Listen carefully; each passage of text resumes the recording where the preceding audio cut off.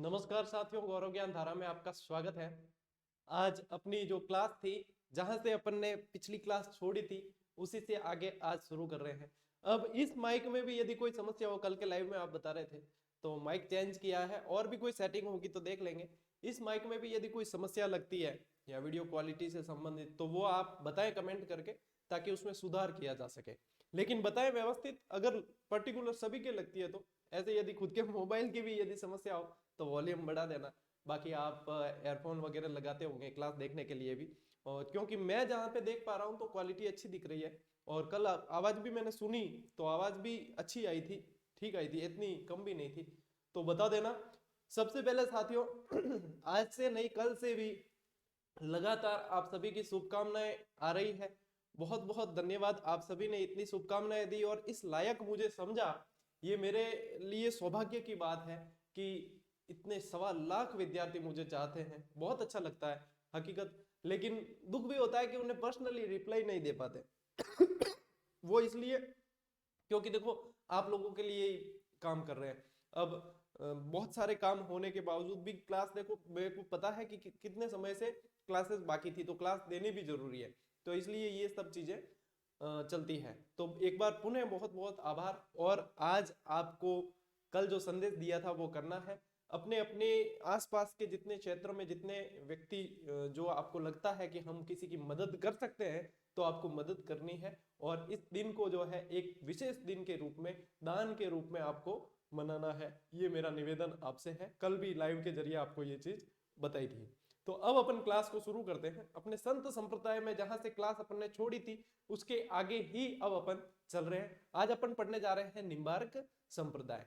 तो बिना समय को व्यर्थ किए अब सीधा ही आ जाते हैं अपन क्लास पे। और देखो, क्लास आप देख रहे हो, आप देख पा रहे हो, जिस तरीके से मैं आपको उस प्लेन व्हाइट बोर्ड पे पढ़ाता था, उसी तरीके से आप यहाँ भी पढ़ पाएंगे। यही पैटर्न अपन व्हाइट बोर्ड पे फॉलो करते थे और यही पैटर्न यहाँ भी फॉलो कर रहे हैं। तो मैंने आपको कहा था आपकी क्लासेस ऐसे की ऐसे चलेगी, बस वो डिजिटल हो जाएगी और आपको मतलब स्लाइड्स मिल पाएगी और थोड़ा सा अपने पढ़ाने के लिए सहूलियत हो जाएगी। तो यही चीज देख लो, आपको यही 2 भाग में पढ़ाता था मैं ऐसे, और यही 2 भाग में अभी भी पढ़ा रहा हूं। तो कहीं कोई चिंता करने की जरूरत नहीं है आपको। और ये आपको सबसे पहली अपनी जो डिजिटल बोर्ड की पहली क्लास है, और पहली क्लास ही पहली ट्रिक से स्टार्ट हो रही है। निम्बार्क संप्रदाय को याद कैसे करें। सलेमाबाद के अंदर इनकी, राजस्थान में प्रधान पीठ जो है सलेमाबाद के अंदर है, लेकिन इसे याद कैसे करें। इसके बहुत सारे उपनाम पूछे जाते हैं, इसमें बहुत सारी चीजें निकलती है तो भूल जाते हैं, कंफ्यूज होते हैं। तो इसे याद कैसे किया जाए, तो बिल्कुल सिंपल सी ट्रिक है इसकी कि सन की तू हंसना, सन की तू हंसना। एक सेकेंड, मैं पेन सिलेक्ट कर लेता हूं पहले यहां से। हाँ जी। बिल्कुल सिंपल सी ट्रिक है कि सन की तू हंसना, मैंने 2 पशुओं का भेद, मैंने 2 पशुओं का भेद नीम नीम सा जाना है। सन की तू हंसना, मैंने 2 पशुओं का भेद नीम नीम सा जाना है। बस सिंपल है, इतनी याद हो गई। तो अब इसमें क्या कैसे निकलेगा वो देखो मैं बताता हूं। सबसे पहले अपने लिखा है सन की, ठीक है ना। ये सन की जो लिखा है, इसका मतलब है सनकादि संप्रदाय। क्या कहते हैं? सनकादि संप्रदाय। देखो राइटिंग वगैरह धीरे धीरे प्रैक्टिस होगी तो अच्छी आने लगेगी। अभी एक बार ऐसी आएगी क्योंकि अपने को डिजिटल बोर्ड की प्रैक्टिस है नहीं। तो ये एक बार देखना आप कैसे क्या है। फिर यहां से देखो, ये सन की तू हंसना, यानी इसे हंस संप्रदाय भी कहते हैं। क्या कहते हैं? हंस संप्रदाय। ठीक है। यहां से नारद संप्रदाय कहते हैं। क्या कहते हैं? नारद संप्रदाय। नारद संप्रदाय इसलिए कहते हैं साथियों, क्योंकि सलेमाबाद के ये जो अपने निम्बार्काचार्य जी है, जिन्होंने इस पीठ की स्थापना की, निम्बार्काचार्य जी के गुरु नारद मुनि कहलाते हैं। तो इसलिए इसे नारद संप्रदाय भी कहते हैं। ठीक है ना। फिर देखो, दो दो का मतलब क्या होता है? द्वैत। तो इन्होंने द्वैतवाद का सिद्धांत दिया। फिर यहां से कोई भी अन्यथा ना ले, ये सिर्फ ट्रिक याद करने के लिए है। तो पशु से अपन को याद रखना है कि परशुराम देवाचार्य, परशुराम देवाचार्य। जो निम्बार्क का मतलब निम्बार्क संप्रदाय की सलेमाबाद वाले पीठ है, वो परशुराम देवाचार्य द्वारा स्थापित की गई पीठ है। तो यह आपको थोड़ा सा ध्यान रखना है। फिर इस संप्रदाय को भेदा भेद संप्रदाय भी कहते हैं। क्या कहते हैं? भेदा भेद संप्रदाय भी कहते हैं। फिर आप यहाँ पे देख रहे हो ये नीम, तो नीम का मतलब है निमावत साध संप्रदाय, निमावत साध संप्रदाय ये भी कहते हैं। एक और नीम है तो उसका मतलब है निम्बार्काचार्य यानी निम्बार्क संप्रदाय, वो तो निम्बार्क है ही, ठीक है ना, उसका मतलब तो निम्बार्क है ही। तो निमावत साध संप्रदाय, भेदा भेद, परशुराम देवाचार्य, द्वैतवाद, नारद संप्रदाय, हंस संप्रदाय, सनकादि संप्रदाय। सनकादि संप्रदाय इसलिए कहते हैं क्योंकि नारद मुनि जो थे उनके गुरु का नाम सनकादि था, तो ये सनकादि संप्रदाय, सनकादिक संप्रदाय भी कई जगह लिखा मिलेगा, तो ये सनकादि संप्रदाय कहते हैं। और निम्बार्क संप्रदाय के अंदर ये ट्रिक याद है तो यूं समझ लो कि आधा निम्बार्क संप्रदाय अपन को याद हो गया, ठीक है ना। अब देखो, अब आगे बढ़ते हैं। इसके प्रवर्तक कौन थे? निम्बार्काचार्य जी थे, कहीं कोई समस्या नहीं। गुरु मैंने आपको अभी बता ही दिया है कि नारद मुनि गुरु थे। प्रधान पीठ इनकी वृंदावन यूपी के अंदर है। अब ऐसे आप ऐसे नहीं कहोगे कि सर आपने बताया कि सलेमाबाद के अंदर है, तो सलेमाबाद में राजस्थान की प्रधान पीठ है, और वैसे इनकी प्रधान पीठ कहाँ है? ये अपने वृंदावन यूपी के अंदर।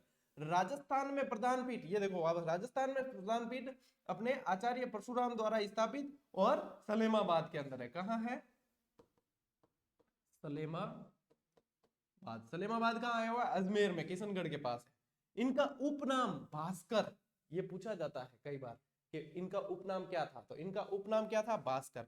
प्रमुख ग्रंथ वेदांत परिजात, बहुत इंपॉर्टेंट सवाल है, मोस्ट इंपॉर्टेंट आप इसमें लगा सकते हो, बहुत इंपॉर्टेंट है। इनका प्रमुख ग्रंथ है वेदांत परिजात। ये राधा को कृष्ण की पत्नी मानकर युगल के रूप में इनकी पूजा करते थे, कहीं कोई समस्या नहीं। जयपुर नरेश जगत सिंह और किशनगढ़ के सावंत सिंह, आपको पता है सावंत सिंह इनके भक्त थे, यानी कि इनके अनुयायी थे, और इसके बाद में यही सावंत सिंह किस नाम से जाने गए? नागरीदास। नागरीदास अपन पढ़ते हैं ना, बनी ठनी और ये सब, वो यही है। तो ये आपके निम्बार्क संप्रदाय आ गया, समझ में आ गया होगा मुझे लग रहा है जहां तक। अब आपको स्क्रीनशॉट लेने की जरूरत नहीं है, नहीं तो अपने क्या होता था, बार बार स्क्रीनशॉट लेना पड़ता था। तो अब आपको स्क्रीनशॉट लेने की जरूरत नहीं है, क्योंकि ये स्लाइड में आपको शेयर कर दूंगा, ठीक है ना। अब चलते हैं अपन अगली स्लाइड की तरफ। अब अपना है साथियों राम स्नेही संप्रदाय, मोस्ट इंपोर्टेंट। राम स्नेही संप्रदाय की प्रमुख पीठ जो है शाहपुरा में है, लेकिन इसकी 3 शाखाएं और है, ठीक है। उनको व्यवस्थित रूप से अपन पढ़ लेते हैं। प्रश्न मैं कोशिश कर रहा हूं कि आपका बाहर न जाए, और मैंने आपको कहा भी था कि डिजिटल बोर्ड जैसे ही आ जाता है तो उसके बाद में अपन मैं आपको जो स्लाइड बना के दूंगा ना, वो इतनी बढ़िया आपको लगेगी कि आपको वास्तव में दिल खुश होगा, और कहीं से भी आपको पेड कोर्स की कमी महसूस न हो, इसके लिए। अब देखो, धीरे धीरे जैसे जैसे मेरे ये सिस्टम समझ में आने लग जाएगा, आप सब फैमिलियर हो, आपसे कुछ बात छुपी नहीं है, जितना आप जानते हो उतना मैं जानता हूँ, आप लोगों के जैसा ही हूँ। तो धीरे धीरे जैसे समझ में आने लगेगा, राइटिंग भी जमेगी, आवाज वगैरह जो भी है, सेटअप देखो नया नया है तो सभी मुश्किलें आती है, लेकिन धीरे धीरे हैबिचुअल होंगे तो फिर और भी गुणवत्ता वगैरह जैसे जिस तरीके से क्वालिटी मेंटेन होनी चाहिए उस तरीके से आएगी, तो उसकी चिंता ना करें, धीरे धीरे। बाकी कोई समस्या आपको लगती है कंटेंट में या कुछ ऐसी, तब आप बता देना कि हाँ सर ये है, बाकी मेरी तरफ से मैं कोई कमी रखने वाला नहीं हूं। अब देखो, राम स्नेही संप्रदाय क्या है अपना? राम स्नेही संप्रदाय, प्रवर्तक रामचरण जी। क्यों राम स्नेही है? तो रामचरण जी आपको ध्यान रखना ही है, ठीक है। प्रधान पीठ शाहपुरा। शाहपुरा कहाँ है? ध्यान रखना, भीलवाड़ा में। कोरोना काल में रोल मॉडल के रूप में ये भीलवाड़ा जिला माना गया था पूरे भारत के अंदर, इसी भीलवाड़ा के अंदर शाहपुरा है। इनके गुरु कृपाराम जी, ठीक है। अब इनमें गुरु जो है ना अलग अलग याद रखने पड़ेंगे आपको। अब ये रामचरण जी के कृपाराम जी, आगे दरियाव जी, और उनके अलग अलग याद रखने पड़ेंगे, ठीक है। प्रमुख ग्रंथ, अभी मैं स्लाइड आपको पूरी दिखती है, लेकिन मैं जहां पढ़ाता हूं उसको व्यवस्थित समझना। मैं आपको स्लाइड इसलिए पहले बनाकर दे रहा हूं ताकि आपका समय व्यर्थ ना हो और अच्छे से समझ पाओ इस चीज को, और इसी को आपको नोट्स में बदलना है। यानी कि ऐसा नहीं है कि स्लाइड मिल गई तो अब बस अपने पास में पीडीएफ आएगी और मौज करो। मोबाइल में पड़ी हुई पीडीएफ कुछ काम की नहीं है जब तक वो आपके नोट्स के रूप में कॉपी में न उतर जाए लिखा हुआ मटेरियल। समझ लेना इस बात को, काफी सारी पीडीएफ बहुत मिलती है नेट पे, है ना, इससे भी अच्छी मिल जाएगी, लेकिन वो कोई काम की नहीं है जब तक उसको समझा ना जाए और उसको नोट्स के रूप में उतारा ना जाए और फिर याद ना किया जाए।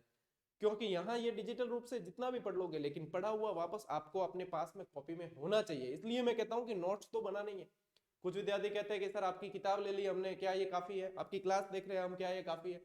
नोट्स बनाना मतलब आप एक कदम आगे हैं बाकी विद्यार्थियों से, और मैं आपको मतलब बना बनाया दे रहा हूं, आपको तो सिर्फ उतारना ही है। आपको कहीं ये 7-8 किताबों का मिश्रण आपको कहीं टटोलने की जरूरत नहीं, मैं पूरा क्लियर बना हुआ दे रहा हूँ चीज। और वैसी वैसी की वैसी, अब वन लाइनर का मैं नाम हालांकि नहीं लेना चाहता था, टाइपिंग में गई हुई है इसलिए समय लग रहा है। और देखो होता क्या है कि पूरा मैटर टाइप करना पड़ता है, तो इसलिए समय भी लगता है। मान लो कहीं से कॉपी पेस्ट ही करना होता और सिर्फ ऐसी चीज होती तो तुरंत ही आ जाती, लेकिन पूरा एक एक लाइन छोड़ो आप, एक एक शब्द, एक एक मतलब हाथ से लिखा हुआ है पूरा, और छांट छांट कर जब वो चीज होती है ना तो उसे आने में समय लगता है साथियों। इसीलिए मैं बताता नहीं हूं आपको कि हाँ, क्योंकि मुझे पता है बहुत बेसब्री से आप लोग इंतजार करें। ज्यादा इंतजार नहीं, मेरा टारगेट लगभग है कि इस महीने में दी जाए। देखिए परिस्थितियां कैसी रहती है और जल्दी से टाइप हो जाए, बस ये उम्मीद कर रहा हूँ। तो अब आते हैं अपन इस पे। इनका प्रमुख ग्रंथ अर्नब वाणी। अभी अपन ने निम्बार्काचार्य का पढ़ा वेदांत परिजात, इनका है अर्नब वाणी, मोस्ट इंपोर्टेंट है, ठीक है ना, बहुत इंपोर्टेंट है। शाहपुरा के राम द्वारा में, हालांकि इनके जो मंदिर होते हैं ना वो द्वारा कहलाते हैं, ये ध्यान रखना। शाहपुरा के राम द्वारा में फूलडोल महोत्सव का आयोजित होता है, मोस्ट इंपोर्टेंट। फूलडोल महोत्सव किस संप्रदाय से संबंधित है? आपके राम स्नेही संप्रदाय शाहपुरा वाला, ठीक है, शाहपुरा वाला। और यहाँ पे फूलडोल महोत्सव, हालांकि अपन इसको जब त्योहार पढ़ेंगे ना तो उसमें मैं आपको विधिवत पढ़ाऊंगा और इसकी विशेषता बताऊंगा, ये कब मनाया जाता है, क्यों मनाया जाता है, कैसे मनाया जाता है, ये भी बताएंगे अपन। अब अपने पास में बताने समझाने के लिए बहुत कुछ है, ये अपना जो है साथी आ चुका है, ये अपने मतलब बहुत बढ़िया वो फीलिंग आती है अंदर से, बयान नहीं कर सकते कि ये विद्यार्थियों के लिए कितना मतलब हित में साबित होगा। जो कंपनी चंदन जी है नोएडा के, उन्होंने सेट किया, उन्होंने कहा कि सर आपकी इससे अर्निंग क्या है? मैंने कहा अर्निंग ये है कि लोगों की दुआएं बहुत मिलती है मुझे। तो क्या सर, मैंने पहला ऐसा व्यक्ति देखा है जो विद्यार्थियों से क्लासेस की फीस नहीं ले रहा है और डिजिटल सेटअप करवाया है। तो मैंने कहा ये प्रेम है विद्यार्थियों का, ये प्रेम है, तभी तो मतलब हम इतने जुड़े हुए हैं एक दूसरे से। अच्छा लगता है आप लोगों के लिए करना। और आप जब लोग सिलेक्शन लेंगे और मिलने आएंगे इसी डिजिटल स्टूडियो के माध्यम से, मैं आपको सभी से रूबरू कराऊंगा, ये वादा रहा आपसे, ठीक है। आप एक वादा अपने आप से करें कि हम सिलेक्शन लेकर बताएंगे, ठीक है। चलिए, इनके अनुयायी राम जी राम कहकर, मेरे देखो एक साथी है राम निवासी, वो इन संप्रदाय के मतलब अनुयायी है वो, तो काफी उनके जो वक्त जो आपस में फोन कर बात करते हैं तो वो राम जी राम या राम राम कहकर संबोधित करते हैं। मेरे एक रिलेटिव भी है, वो भी, उनको मैं जय श्री कृष्णा कर दूं यदि फोन करके, या जय श्री कर दूं, हमारे राजपूतों में जय श्री करते हैं, जय श्री करते हैं, वो राम राम ही करते हैं। ये होता है इन इस संप्रदाय का जो ये होता है ना, ये अपने क्या कहते हैं, इनके अनुयायी जो होते हैं, ये भावना होती है। तो ये राम जी राम और राम राम कहकर संबोधित करते हैं, ठीक है। इनकी 3 शाखाएं हैं, रैण, सिंहतल और खेड़ापा। रैण नागौर में, सिंहतल बीकानेर में, खेड़ापा जोधपुर के अंदर। और यही शाखाएं अब अपन यहाँ पे पढ़ने जा रहे हैं। देखो आपको बोर्ड तो क्लियर दिख रहा है ना, ये चीज बता देना, क्योंकि मैं यहाँ पे देख पा रहा हूँ, मेरे सामने स्क्रीन लगी हुई है, तो मुझे एकदम क्लियर दिख रहा है, और इसीलिए मेरी नजर बार बार चली जाती है ऊपर, ताकि वो पता चले कि हाँ कंटेंट विद्यार्थियों के पास में सही जा रहा है या नहीं जा रहा है। ये जिम्मेदारी बन जाती है एक, तो फिर यहाँ मुझे क्लियर दिख रहा है, मैं समझ रहा हूँ। अब आपके अक्षर वक्षर की कोई परेशानी नहीं होगी। फीको दिखे गुरुजी, गैरो दिखे, फीको दिखे, गणों करता रहते हम थे, फीको गैरो तो नहीं कर सको। और अक्षर भी मेरे को लग रहा है बराबर है, या थोड़े छोटे करूं तो भी बता देना कि हाँ सर थोड़े से छोटे करके बनाए, तो इसमें अपन कर लेंगे काम। अब देखो सबसे पहले आ गई अपनी रैण शाखा। रैण शाखा के प्रवर्तक दरियाव जी द्वारा स्थापित है। इनके गुरु प्रेमदास जी है। आज क्यों दिन है? आज वैलेंटाइन डे है, प्रेम का दिन है, दान का दिन है, दान का है ना, मैंने बताया आपको दान का क्यों है वो बता चुका हूं। तो प्रेमदास जी अपना तो यही है, जिस दिन जो चीज पढ़ाते हैं उसी दिन की वो ट्रिक बन जाती है। तो प्रेमदास जी, दरिया दिल जो होते हैं ना वही दान दे पाते हैं। जो दरिया दिल है, दिल दरिया बाकी समंदर, ऐसे कहते हैं डायलॉग मार, तो जो दरिया दिल है वही दान दे पाते हैं। तो दरिया जी और इनके गुरु प्रेमदास जी। प्रधान पीठ इनकी नागौर के अंदर है, क्योंकि रैण जो है ना वो नागौर के अंदर ही है। ये राम नाम के शब्द का भेद बताकर हिंदू मुस्लिम एकता का परिचय देते हैं। कैसे देते हैं देखो मैं आपको बताता हूं। राम नाम के शब्द का पेन थोड़ी सी कलर अपन चेंज कर लेते भाई, है अपने पास में सुविधा, फायदा उठाते है ना। राम, र से तो ये क्या लेते हैं, र से तो लेते हैं राम, और म से लेते हैं मोहम्मद, मोहम्मद। तो इस तरीके से ये सांप्रदायिक सद्भाव का संदेश देते हैं। तो ये कौन सी शाखा है? ऋण शाखा है, ठीक है ना, ये ध्यान रखना। अब आ जाते हैं अपन वापस उस पेन पर, ठीक है। चलिए अब अपन बात करते हैं सिंहतल शाखा। सिंहतल शाखा कहाँ है? बीकानेर के अंदर हरि रामदास जी द्वारा स्थापित की गई है, ठीक है। सिंहतल शाखा हरि रामदास जी द्वारा और बीकानेर के अंदर है। इनके गुरु जो है जयमल दास जी है। देखो सबके अलग अलग आ रहे हैं, ठीक है ना। रामचरण जी के कृपाराम जी थे, ठीक है। दरियाव जी के प्रेमदास जी, हरिराम दास जी के जयमल दास जी, ठीक है ना। यहाँ पे आपको थोड़ी सी खेड़ापा शाखा में सहूलियत होगी। अब आते हैं खेड़ापा शाखा। खेड़ापा कहाँ है? जोधपुर के अंदर, ठीक है, ये जोधपुर के अंदर है। अब खेड़ापा शाखा में रामदास जी द्वारा स्थापित की गई है और गुरु इनके हरिराम दास जी है, ठीक है। ये कौन से हरिराम दास जी है? ये देखो अभी अपन ऊपर पढ़ के आए हैं, ये रहे हरिराम दास जी, यही इनके गुरु थे यहाँ पे। तो सिंहतल शाखा, इसमें खेड़ापा शाखा के जो गुरु है वो सिंहतल शाखा वाले जो गुरु थे वो इनके गुरु है। समझ गए ना, कंफ्यूज मत होना, इनके गुरु ये है, बस इतना सा ध्यान रखना है। बाकी हरिराम दास जी के जयमल दास जी कैसे याद रखोगे कि हरि और राम दोनों में भगवान का नाम है तो भगवान की बोली जाती है जय, तो जयमल दास जी आ गया है, ठीक है। इनकी प्रधान पीठ जोधपुर में और ये गृहस्थों की वेशभूषा में रहते थे, ठीक है ना। गृहस्थ कैसे, मतलब एक तो साधुओं की वेशभूषा होती है, भगवा धारण करते थे ऐसी, और ये रहते थे गृहस्थों की वेशभूषा में। तो यहाँ पे आपके ये चीज क्लियर हो गई है, ठीक है। आगे बढ़े। अब आ गया है अपने विष्णुई संप्रदाय। अब देखो रामस्नेही संप्रदाय के एक अनुयायी मेरे स्टाफ में थे, विष्णुई संप्रदाय के भी एक अनुयायी मेरे स्टाफ में है। मैं जानकारी लेता रहता हूँ, मतलब खोजी प्रवृत्ति का हूँ, तो कुछ ना कुछ खोद खोद के पूछता रहता हूँ। तो उनसे बहुत सारी जानकारी मिली, जाके भी आए इनके साथ ही जो उपदेश स्थल होते हैं इनके, वहां पे जाके भी आए खेजड़ली के अंदर। बताऊंगा आपको, आज फोटो भी बताऊंगा साथ में।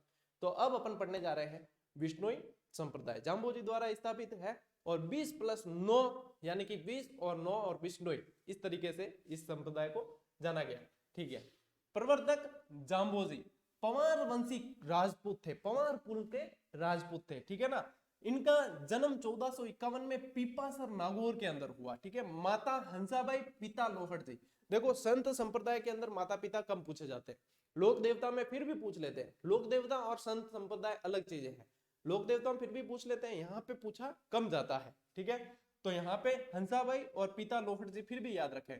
उपनाम गहला व गूंगा, बताते हैं कि ये जब बचपन में जो बहुत कम बोलते थे, बहुत कम बोलने वाले को लोग पागल कह देते हैं, और गहलोर मतलब वही वह कि पागल, गहला और गूंगा इनको उपनाम दे दिया था, गहला और गूंगा नाम से जाने जाते थे, ठीक है ना। पर्यावरण वैज्ञानिक, पर्यावरण वैज्ञानिक है कि पर्यावरण प्रेमी है, इनके पूरे अनुयायी पर्यावरण प्रेमी है। अपन ने खेजरली अमृता देवी विष्णुई का, गोरा और कर्मा उनका सबका मतलब अपन ने देखा है, बलिदान तो पेड़ों के लिए देते हैं, तो ये पर्यावरण वैज्ञानिक कहे जाएंगे, ठीक है। इन्हें विष्णु का अवतार कहा जाता है, विष्णु का अवतार कहते हैं, जब तो इनके जो मूल मंत्र के अंदर आ जाता है विष्णु विष्णु तो बन रहे प्राणी, विष्णु विष्णु तो बन रहे। जितने विष्णु संप्रदाय के ना सभी को ध्यान होगा, ये देखो विष्णु विष्णु तो बन रहे प्राणी, और ओम विष्णु यहाँ लिखा हुआ भी है। तो यहाँ पे मतलब कि ये विष्णु के अवतार माने जाते हैं।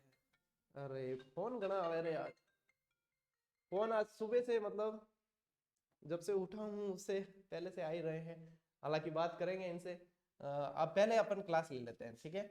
अब इनके देखो बचपन का नाम धनराज था, क्या था? धनराज, ठीक है। विष्णु के अवतार थे, पर्यावरण वैज्ञानिक थे, गुरु गोरखनाथ जी थे, ठीक है। विश्व में पर्यावरण आंदोलन के प्रथम प्रणेता माने जाते हैं, प्रथम प्रणेता ठीक है ना। पर्यावरण आंदोलन, पर्यावरण को बचाने से संबंधित कार्यों के लिए प्रथम प्रणेता। यहाँ पे ये चीजें आपको ध्यान में रखनी है। अब देखो 29 नियम दिए, इसलिए 20+9, हालांकि ये नियम भी मेरे पास में लिखे हुए पड़े हैं, लेकिन आप लोगों की कंपटीशन की दृष्टि से काम के नहीं है। इसमें यही है मतलब अच्छे संदेश दिए गए हैं, इनको कैसे लोगों को भलाई करनी है, कैसे क्या करना है, नियमों का पालन कैसे करना है, ये 29 नियम दिए हैं। तो अब देखो इन्होंने 1485 में समरातल बीकानेर के अंदर, समरातल कहाँ है? समरातल एक दोरा है बीकानेर के अंदर, बीकानेर में कार्तिक कृष्ण अष्टमी को विष्णुई संप्रदाय की स्थापना की। ये सन याद रखना, कब की है? 1485 को की है, और कहाँ की है? समरातल। समरातल कहाँ है? बीकानेर के अंदर है। कहाँ है? बीकानेर के अंदर, ठीक है। इसे धोक धोरा भी कहते हैं, ये मोस्ट इंपोर्टेंट सवाल आ गया, समराथल को ही धोक धोरा भी कहते हैं। जाम्बोजी के देखो प्रमुख ग्रंथ कौन से है? जम्ब सागर, जम्ब संहिता, देखो जाम्बोजी के नाम से शुरू हो रहे, विष्णुई धर्म प्रकाश और शब्दवाणी, ये जो शब्द वाणी है ना, अपने जैसे कि मंत्र उच्चारित किए जाते हैं, शादी ब्याह जैसे होते हैं, तो विष्णुई संप्रदाय में जब शादी ब्याह होते हैं तो ये 120 होती है। शब्द वाणी कितनी होती है? 120। विष्णुई संप्रदाय के जब शादी ब्याह किए जाते हैं तो ये शब्द वाणियां बांची जाती है, और इस शब्द वाणी को बांचने वाला गैणा कहलाता है। अभी मैं बताऊंगा अगली स्लाइड में, ठीक है। ये जो जंब सागर है साथियों, ये जंब सागर जंब सागर जो है वो विष्णुई संप्रदाय का 19वां पुराण और पंचम वेद, 5वां वेद कहलाता है। जंब सागर जो इनका ग्रंथ है लिखा हुआ, ठीक है। तो यहाँ पे ये चीज आप समझ गए हो। अब अपन बढ़ते हैं आगे अगली स्लाइड पर। अगली स्लाइड भी अपनी विष्णुई संप्रदाय की है, बिल्कुल व्यवस्थित रूप से पढ़ेंगे। अब देखो इनसे संबंधित सांत्री, सांत्री जो होते हैं वो जाम्बू जी के उपदेश स्थल होते हैं। क्या होते हैं साथियों? जाम्बू जी के उपदेश स्थल, जहां जहां इन्होंने उपदेश दिए हैं वो सांत्री कहलाते हैं, ठीक है। गोवलवास, गोवलवास, दुनिया कैसी है? गोल गोल, गोवलवास, ठीक है। गोवलवास इन्होंने दुनिया को ही कहा है कि ये दुनिया जो है वो अस्थायी निवास है, इसलिए इसे गोवलवास कहा है। तो ये शब्द पूछे जा सकते हैं। तो संसार में अस्थायी निवास जो है वो गोवलवास। ये देखो शब्दी या गैणा, अभी मैंने आपको बताया कि शब्द वाणी जो है पढ़ने वाली शब्द वाणी होती है, तो ये शब्द वाणियों को पढ़ने वाला क्या कहलाता है? एक तरह से पंडित कह सकते हो आप। तो इनमें शब्द वाणी को पढ़ने वाला। अब इनका मूल मंत्र, हृदय से विष्णु का नाम जपो और हाथ से कार्य करो। और एक और क्या है? विष्णु विष्णु तू बन रे प्राणी, विष्णु विष्णु तू बन रे, ठीक है। तो ये दो मूल मंत्र। मान लीजिए विष्णु का देखो अवतार कहते हैं और विष्णु नाम का कहीं उल्लेख मिलता है और फिर उसका पूछा जाता है, तो आपको विष्णुई संप्रदाय से कर सकते हो। आप ऐसे भी याद रख सकते हो विष्णु और विष्णुई, हालांकि 20 + 9 के हिसाब से शब्द बना है विष्णुई, तो ठीक है। अब देखो पाहल, ये पाहल शब्द मिलता है ना, ये एक ऐसा जल होता है जिसे ग्रहण करके इस संप्रदाय में दीक्षित किया जाता है। तो इस जल को आप कह सकते हो अभिमंत्रित पानी, ठीक है। अभिमंत्रित जल कह सकते हो, जो पिलाकर और फिर उनको ग्रह इसमें दीक्षित कर देते। ये कोई जाति नहीं है, विष्णु कोई जाति नहीं है, विष्णु संप्रदाय है। मैंने पहले भी पढ़ाया था जब भी कहा था कि विष्णु कोई जाति नहीं है, विष्णु एक संप्रदाय है, ठीक है। चलिए, जाम्बोजी के प्रभाव से, ये इंपॉर्टेंट प्रश्न है, जाम्बोजी के प्रभाव से सिकंदर लोदी ने गौ हत्या पर प्रतिबंध लगाया था। सिकंदर लोदी ने लगाया था, ये ध्यान रखना। बहुत सारे सल्तनत काल के शासक आते हैं, लेकिन यहाँ पे सिकंदर लोदी का ध्यान रखना है, ऐसे याद रख लेना। जासी, जासी, ठीक है। मुकाम, मुकाम देखो नोखा तहसील है और मुकाम गांव है, तो नोखा बीकानेर के अंदर इनका जाम्बोजी का समाधि स्थल है। 1526 में इन्होंने समाधि ली थी, ठीक है। तो मुकाम के अंदर बहुत बड़ा मेला लगता है यहाँ पे। फिर एक पढ़ने में आता है कथा जैसलमेर की, ये विलोजी द्वारा रचित है। लिखी किसने? कथा जैसलमेर की विलोजी द्वारा रचित है, जिसमें जाम्बोजी के समकालीन 6 शासकों का वर्णन देखने को मिलता है। जाम्बोजी के समकालीन 6 शासकों का वर्णन देखने को मिलता है। विष्णुई संप्रदाय के लोग कभी भेड़ बकरी नहीं पालते हैं। क्यों भेड़ बकरी ये नहीं पालते हैं? उसका कारण ये है कि भेड़ बकरी देखो नए अंकुरित होने वाले पौधों को खा लेती है सीधा, यानी पेड़ बनने ही नहीं देती है, नीचे जमीन पे चरती रहती है। तो इसलिए ये भेड़ बकरी पालते ही नहीं है, क्योंकि ये तो देखो बहुत ही पर्यावरण प्रेमी और ऐसे हैं, तो ये भेड़ बकरी नहीं पालते हैं। व्यवस्थित दिख रहा होगा मेरे ख्याल से, हालांकि मैं पढ़ा रहा हूँ लेकिन मेरे दिमाग में ये चल रहा है कि जब मैं क्लास अपलोड करूंगा तो विद्यार्थियों को व्यवस्थित दिखेगा नहीं दिखेगा, क्या समस्या आ रही क्या नहीं आ रही, देखते हैं। आज पहली क्लास है अपनी डिजिटल बोर्ड पे, जैसी भी होगी मुझे उम्मीद है कि अच्छी होगी, ठीक है। चलिए अब अगली स्लाइड पे अपन चलते हैं। देखिए मैंने आपको सांतरी एक स्थल यहाँ पे बता रखा है जहां मैं खुद जाकर आया हूँ, मेरा ही फोटो है ये, तो ये सांतरी है। और इसके अलावा जाम्बोजी से संबंधित जो प्रमुख तीर्थ अलग अलग है वो ये है। अब इसमें देखो पीपासर, पीपासर में अपन ने पढ़ा था अभी जाम्बोजी का जन्म हुआ था, ठीक है। तो जाम्बोजी का जन्म स्थल पीपासर कहाँ है? नागौर के अंदर। लीलासर, लीलासर, लीलासर बीकानेर के अंदर है। और जाम्बोजी का निर्वाण, ठीक है ना, अभी अपन पढ़ के आए हैं। ये मुकाम भी वही है, मुकाम बीकानेर समाधि स्थल, बस ये दोनों मतलब एक ही आप मान सकते हो इनको, वही है पास पास। जाम्बा ये पूछा जाता है, जाम्बा कहाँ है? फलोदी के अंदर है। और बिश्नोइयों का पुष्कर कहा जाता है। मोस्ट इंपोर्टेंट प्रश्न, ऐसे प्रश्न आजकल बहुत इंपॉर्टेंट है। क्यों है? एग्जामिनर ऐसे प्रश्न छांटता है कि कहां से पूछा जाए, बाकी तो विद्यार्थी पढ़ के आएंगे लेकिन इनको घुमा के कैसे पूछा जाए। तो बिश्नोई संप्रदाय का पुष्कर कहलाता है जांबा, ठीक है ना। जांबा कहाँ है? फलोदी के अंदर। रोटू, ये प्रश्न तो बना भी है, कॉलेज लेक्चर में बना था शायद। रोटू नागौर के अंदर है और बिश्नोइयों का धार्मिक स्थल कहलाता है। पूछते हैं कि रोटू कहाँ है, ये पूछा जाता है। रामड़ावास, रामड़ावास जोधपुर के अंदर है और ये भी जामू जी का उपदेश स्थल है। जांगलू बीकानेर के अंदर है, ये भी जामू जी का उपदेश स्थल है। और लोधीपुर मुरादाबाद यूपी के अंदर है, यहाँ ये तीर्थ यात्रा पर गए थे, ठीक है।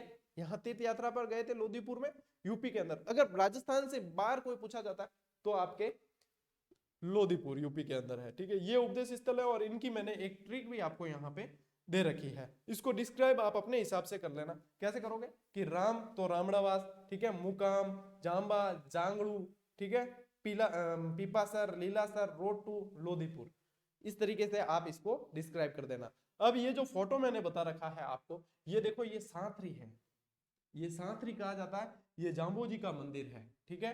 और ये खेजड़ली का बना हुआ जाम्बू जी का, खेजड़ली में बना हुआ जाम्बू जी का मंदिर है और बहुत बढ़िया, बहुत शानदार तरीके से इसकी प्राण प्रतिष्ठा, मैं गया जब प्राण प्रतिष्ठा होनी थी इसकी। और ये देखो, ये शायद मैं ही हूँ, हाँ, बीच में। और ये हमारे रामनिवास जी सर है, ये शिवराम जी सर है, जिनका टिफिन वाली स्टोरी आपको सुनाई थी। और ये रामनिवास जी है, जो अपने तकनीकी टीम के भी एक सदस्य है। तो ये देख लीजिए, ये आपके आगे जाम्बू जी की सांथरी है ये। और यहाँ पे खेजड़ली, मतलब पेनोरमा भी बन रहा है अमृता देवी बिश्नोई का। और खेजड़ली तो आपको पता ही है किस लिए जाना जाता है आप सभी, और मैं जब गया था तब टेलीग्राम के जरिए बताया भी था। अच्छा, ये जो स्लाइड है वो टेलीग्राम पे मैं शेयर कर दूंगा, जैसे ही मैं समय सेट होता है वैसे आज की तारीख में ही करने की कोशिश कर दूंगा। और तो जितने विद्यार्थी हैं टेलीग्राम से जुड़ जाना, अभी तक नहीं जुड़े हैं तो टेलीग्राम का लिंक अपने हर क्लास के डिस्क्रिप्शन में मिलेगा आपको। इसके अलावा गौरव ज्ञान धारा आप लिखकर सर्च करेंगे तब भी आपको वो मिल जाएगा। स्पेलिंग सही लगाना, GOURAV लगाना, ठीक है, तब आपको मिल जाएगा। ठीक, तो ये अपने बिश्नोई संप्रदाय पूरा हो गया। अब आगे बढ़ते हैं अपन। अब आता है अपने जसनाथी संप्रदाय। मैंने आपको कहा था कि क्लास का टाइमिंग अपने बढ़ेगा, तो बढ़ रहा है, देख लो। और संप्रदाय, अभी तो इसके बाद में एक क्लास और संत संप्रदाय की आपको मैं देने वाला हूं, तब जाकर अपने संत संप्रदाय पूरे होंगे। अब आते हैं जसनाथी संप्रदाय पर। तो जसनाथी संप्रदाय देखो, इनका जन्म कतरियासर बीकानेर में हुआ और वहीं पर इनका मेन जो प्रधान पीठ है ना, वो भी वही है। पिता हमीर जाट और माता रूपा दे। यहाँ पे मैंने हमीर जाट इसलिए लिखा है क्योंकि प्रश्न पूछा जा सकता है, पंवारवंशी राजपूत जाम्बू जी के अंदर बताया था, प्रश्न पूछा जा सकता है कि कौन से संत ऐसे थे जो जाट कुल के थे। तो फिर आपके सामने बता दिया है कि हमीर जाट के पुत्र थे, तो ये भी जाट हुए, ठीक है ना। हम गलती मत कर दो रहे, हम भी गलती करो ना, तो बस कोई इलाज कौन है, इतो तो कोई नहीं बता सके बता, है ना। देखो, जाति जाट ये भी लिख दिया है। और ये भी पर्यावरण प्रेमी थे। गुरु इनके गोरखनाथ। प्रमुख ग्रंथ कोंडा और शिवमुद्रा। मोस्ट इंपोर्टेंट, जहां पे मैं मोस्ट इंपोर्टेंट कह रहा हूं वो हकीकत मोस्ट इंपोर्टेंट है, उसको सही तरीके से याद करना। इनके प्रमुख ग्रंथ कोंडा और सिम्बुदड़ा। और देखो, जन्म झूलरो और सिद्ध जीरो लोको भी इनके ग्रंथ है। जन्म झूलरो और सिद्ध जीरो लोको, 4 ग्रंथ बता दिए। अमूमन किताबों में कुछ कुछ किताबों में ये सिर्फ 2 ही बताते हैं, मैंने आपको ये भी बताए हैं ताकि प्रश्न यदि एग्जाम का, अब देखो एग्जाम होगा तो बढ़िया तरीके से ही होगा, और पेपर का स्तर अपन कह नहीं सकते कैसा आएगा, तो लेकिन अपन क्या करें उसके हिसाब से तैयार होकर चले। अब देखो, बिश्नोई संप्रदाय में 29 नियम दिए थे और इन्होंने दिए हैं 36 नियम। चरणदासी संप्रदाय आएगा वो 42 नियम है, बिश्नोई संप्रदाय के 29 थे और इनके 36 नियम है।